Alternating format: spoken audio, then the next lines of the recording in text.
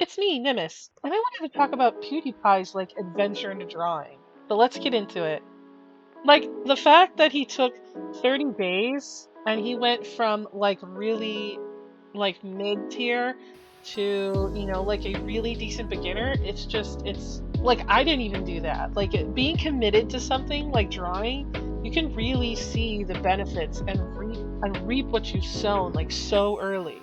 And I think that every person should draw every day for 100 days, but come on now. We all know that some of us aren't going to do that like me.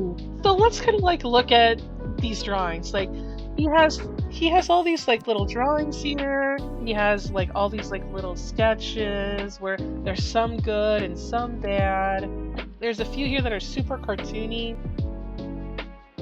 And he was actually complaining about how he bought pens thinking that the pens would make it better. The pens do kind of make it better, but only if you buy the right pens. Like buying super skinny pens when you first start inking is really nice, especially if it like flows right. And get a brush pen so you can like kind of play a little bit. Because getting like those basic pens, unless you already know what you're doing, it can really mess up your drawings. Like when you look at these drawings here, he's really getting somewhere with it. And he's like some of these like side profiles and mid-side profiles and 3/4 profiles pretty good. Like the cute little dog is pretty nice. It's like this right here. I really, really love his like little anime faces. And he's just like getting used to it. And they have those beginning drawings where you're finally starting to find something like a groove, even though it's not great, you're just finding yourself in there. And that's what he's doing, which is, it's really a wholesome thing to see an artist going on their journey. Like I helped two people learn how to draw, and I used to just check up on them and see how they're doing and see where they're going with their art. And it just always made me like super proud. Like even though I did not help him and he did this all by himself, it's just a proud moment to see somebody getting somewhere and happy with their work. And he actually said the thing where he said, I felt like I forgot how to draw. Oh my god, literally every artist ever. And the fact that he even finished a sketchbook, I haven't finished in years. And look at this. When he first started drawing realistic, his sketch is so good, even though he's still doing the scratchy lines. It's so cute. Yeah, comparing your drawings to other drawings at the beginning, it's so difficult. Oh my god, drawing from Pinterest is so cute. Oh my god, scratching through your work. Oh my god, it's me. It's me. That's really hard to do. Like, nope, I hate that. Nope, I hate that. I do really love how he can like laugh at himself. Just kind of look at his artwork and go, yeah, that wasn't great. Yeah, that was terrible. Because it's like just so relatable as like an artist when you just like flipping through your old work and you're like, God, did I really post that somewhere? Did I actually like show somebody that with my full chest? And then there is this little bit here where he was told that he should actually work without a reference, and it is sometimes a good thing to work without a reference because it can teach you if you have actually learned anything from drawing with references. Like some of these, some of these drawings I've seen before on Pinterest, which is it's very interesting because I spend so much time on there. But I really like these drawings right here. I think they're really pretty. This one at the bottom really too. That's like, it's almost like my style a little bit. His full body still need work, but like this back view is actually pretty nice. It's almost like being Puppy Cat a little bit. Some of his stuff. I'm also excited to see how he understands color and like uses it. His coloring right away is very good. Oh my goodness. But he didn't buy even Copic even though he's in Japan. He probably didn't want to go over and get expensive markers like right at the beginning, because like I know so many artists who don't know anything about something and then go big. Like I used to be friends with somebody and he literally purchased almost a $400 tablet for home.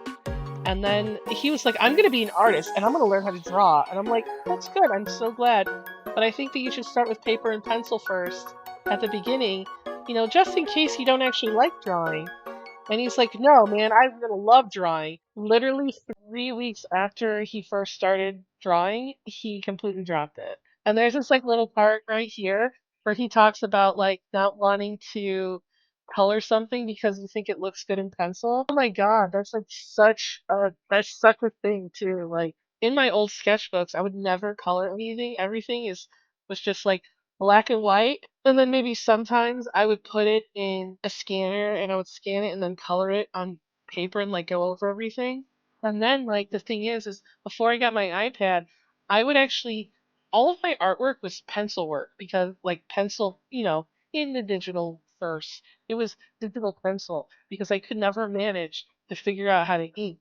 Because if I inked it, I would ruin it. And literally all of my inked works from before 2020 look like trash. These color pages it's an interesting way to like start using your tools. I think that that's what I'm going to do when I go and I start working on my new sketchbook.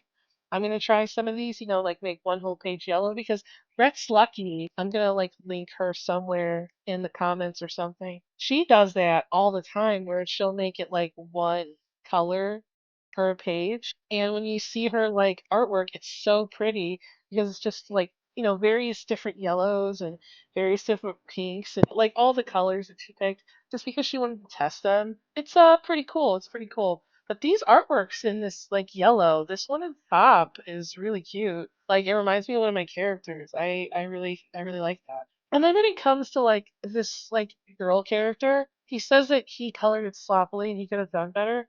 But personally, the hair was done really well. I think that he was just judging himself too harshly. Like, he did a really good job. Like, I actually really love this one. It proves that he's made a significant jump from his first day of drawing to here. Like, this looks like something I would have found in an art book in maybe, like an art book from maybe like the early 2000s, you know? Like that art style reminds me of early 2000s with all the like lines and stuff. Like this purple one, I think you should have finished the moon and the owl, but it definitely has like its own like little aesthetic. I really like the hair. He's really good at understanding how to draw hair, which is nice. And I like the little add-on that he did with like the little blue nose thing. It's a nice little touch. Like he shouldn't be down on himself for his art looking, kind of, beginnerish. Because I would say this, like, if someone showed me this and I was like, "What do you think of my art?" I'd be like, "You know what? You're like high beginner. Like, you're almost if he did more parts of the body, I would say he's like almost int, like intermediate. Like this green drawing, he has without really understanding how colors work." He does have an understanding of how to use them. Like, I think that, there's a little bit of perspective that's off, but over cat ears and use your ear at the same time. You have to commit. It's either no ears or you cover it with hair. But he used the black here with the little bit of blue on the shoulder, and he did a little thing with the little color on the nose. That's like a very.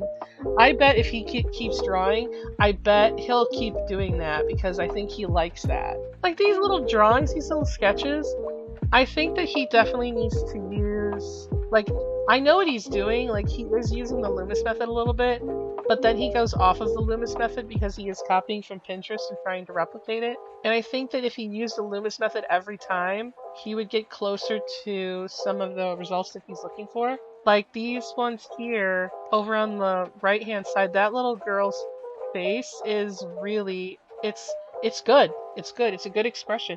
Like he's very good at drawing expressions for being so new to art. And yeah, that's another problem a lot of another artists have is that when they're drawing like different angles of the same character with that's supposed to have the same eyes, frequently they don't know how to draw those eyes in different angles. So it's actually you have to practice drawing those shapes in different angles first, And he had that one where it just had the eyes and then he had the little lights on it. Like he draws hair like I wish I could draw hair. Like I get too into what I'm doing and I get weird. Like I'm sitting here and I'm watching him draw right now, and he does have a thing where he does the little like squiggle lines. It's very much like a style. Like some people make it very interesting. Like I love his little cute characters. They're very adorable. And it's also clear to me from watching him draw here that